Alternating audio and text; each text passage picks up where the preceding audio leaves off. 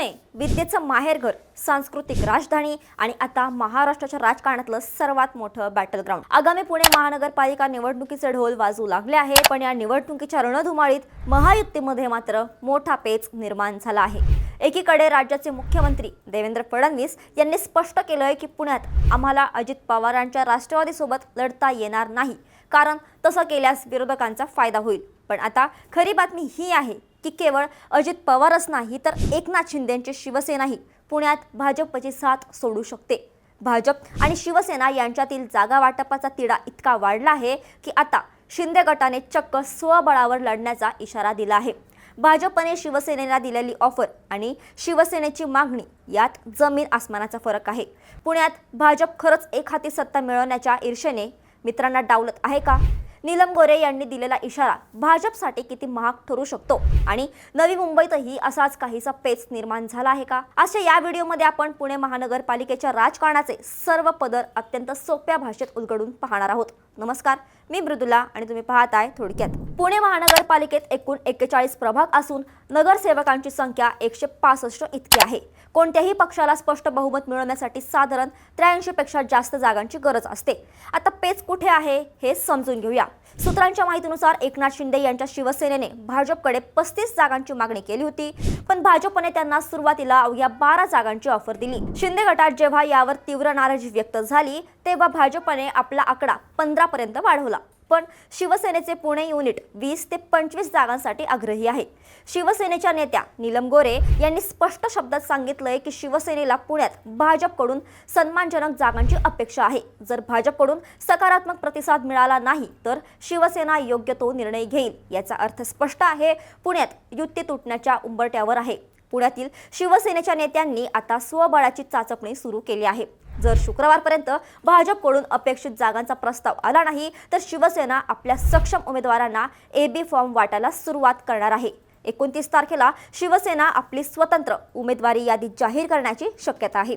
शिंदे गटाच्या नेत्यांचे म्हणणं आहे की आम्ही शेवटपर्यंत युतीसाठी प्रयत्न करू, पण जर आमची ताकद असलेल्या ठिकाणी भाजप जागा सोडायला तयार नसेल तर आमच्या कार्यकर्त्यांवर अन्याय होऊ देणार नाही.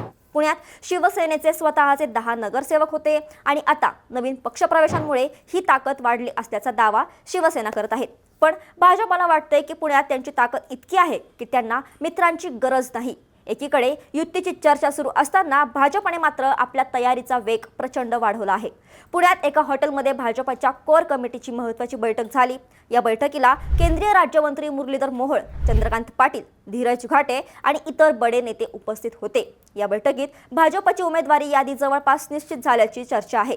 सर्वात महत्त्वाची बाब म्हणजे भाजप आपल्या जुन्याच 100हून अधिक नगरसेवकांना पुन्हा संधी देण्याच्या तयारीत आहेत. 2017च्या निवडणुकीत भाजपचे 99 नगरसेवक निवडून आले होते आणि त्यानंतर ठाकरे गटातील काही नगरसेवकांनी भाजपमध्ये प्रवेश केला. या सर्वांना सोबत घेऊन भाजपने 125 जागा जिंकण्याचा संकल्प केला आहे. ही यादी लवकरच देवेंद्र फडणवीस यांच्याकडे पाठवली जाणार आहे. याचा अर्थ भाजप पुण्यात कोणावरही अवलंबून न राहता स्वतःच्या बळावर मॅजिक फिगर गाठण्याच्या तयारीत आहेत. पुणे महानगरपालिकेचा इतिहास पाहिला तर 2017 मध्ये भाजपने पुण्यात इतिहास घडवला होता. 162 पैकी 99 जागा जिंकून भाजपने पहिल्यांदाच पुण्यात स्पष्ट बहुमत मिळवलं.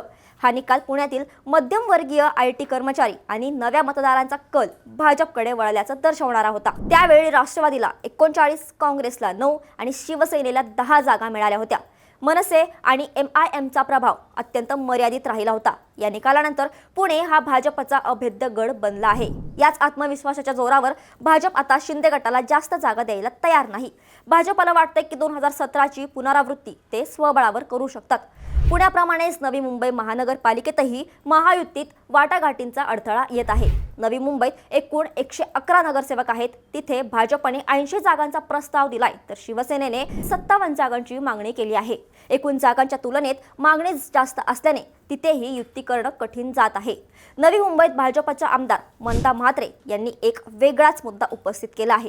त्या म्हणतात की एकाच घरात 3 ते 4 तिकीटं देण्यास माझा विरोध आहे आणि मी भाजपमध्ये हे होऊ देणार नाही. त्यांचा इशारा संदीप नाईक यांच्या समर्थकांकडे आहे, जे राष्ट्रवादीतून पुन्हा भाजपमध्ये आले आहेत. जुन्या निष्ठावान कार्यकर्त्यांवर अन्याय होऊ नये यासाठी मंदा म्हात्रे पक्षश्रेष्ठींकडे भांडायला तयार आहेत. म्हणजे युतीमधील जागा वाटप तर सोडाच, पक्षांतर्गत तिकीट वाटपावरूनही महायुतीत ठिणगी पडली आहे। या संपूर्ण प्रकरणात सर्वात मोठा ट्विस्ट म्हणजे अजित पवार गटाची स्थिती। मुख्यमंत्री देवेंद्र फडणवीस यांनी पुण्यात अजित पवारांच्या राष्ट्रवादीसोबत युती करण्यास स्पष्ट नकार दिला आहे। त्यांचं तर्कशास्त्र असं आहे की पुण्यात राष्ट्रवादी आणि भाजप हे पारंपरिक कट्टर प्रतिस्पर्धी आहेत। जर हे दोन पक्ष एकत्र लढले तर कार्यकर्त्यांमध्ये गोंधळ निर्माण होईल आणि याचा फायदा महाविकास आघाडीला, शरद पवार गट आणि उद्धव ठाकरे गट यांना होईल। पुण्यातील मध्यमवर्गीय मतदार हा राष्ट्रवादीच्या राजकारणापेक्षा भाजपच्या कार्यपद्धतीला जास्त पसंती देतो असं भाजपचं मत आहे। त्यामुळे अजित पवारांना सोबत न घेता भाजप स्वतःची ताकद आजमावू इच्छित आहे। पण यामुळे अजित पवार गट पुण्यात एकटा पडला आहे आणि ते आता स्वतंत्रपणे लढण्याच्या तयारीत आहेत। पुणे महानगरपालिकेची ही निवडणूक आगामी विधानसभा निवडणुकीची रंगीत तालीम ठरणार आहे। जर भाजप, शिवसेना आणि राष्ट्रवादी हे तीनही पक्ष स्वतंत्र लढले तर पुण्यात बहुकोणी लढत पाहायला मिळेल। यामुळे मतांचं विभाजन होईल, ज्याचा फायदा शरद पवारांच्या राष्ट्रवादीला किंवा काँग्रेसला होऊ शकतो। पुण्यातील मतदार सध्या विकासाच्या मुद्द्यावर, वाहतूक कोंडीच्या प्रश्नावर आणि मेट्रोच्या कामावर लक्ष ठेवून आहे। भाजपने गेल्या 5 वर्षात केलेल्या कामांच्या जोरावर मतं मागण्याची तयारी केली आहे, तर विरोधकांनी स्थानिक प्रश्नांवर भाजपला घेरण्याचं ठरवलं आहे। मित्रांनो, पुणे महानगरपालिकेच्या राजकारणात सध्या युतीपेक्षा स्वबळ हा शब्द जास्त गाजत आहे। भाजप आपल्या 125 जागांच्या दाव्यावर ठाम आहे, तर शिंदे गटाची शिवसेना आपल्या आत्मसन्मानासाठी लढत आहे। जर शुक्रवारपर्यंत यावर तोडगा निघाला नाही तर पुण्यात महायुतीचे 2 शकलं पडलेली आपल्याला पाहायला मिळतील। तसेच सत्तेच्या ईर्ष्यापोटी मित्रांना डावलणं भाजपला महागात पडेल की भाजपचा हा आत्मविश्वास त्यांना पुण्यात पुन्हा एक हाती सत्ता मिळवून देईल, हे पाहणं रंजक ठरेल। तुमच्या मते पुण्यात भाजप आणि शिवसेनेने एकत्र लढावं की स्वतंत्र, आणि पुण्यात खरोखरच भाजपची एक हाती सत्ता येईल असं तुम्हाला वाटतं का? कमेंट्समध्ये तुमचं मत नक्की कळवा। जर हा व्हिडिओ माहितीपूर्ण वाटला असेल तर लाईक करा आणि महाराष्ट्राच्या राजकारणातील अशाच सखोल विश्लेषणासाठी थोडक्यातला फॉलो आणि सबस्क्राईब करायला विसरू नका।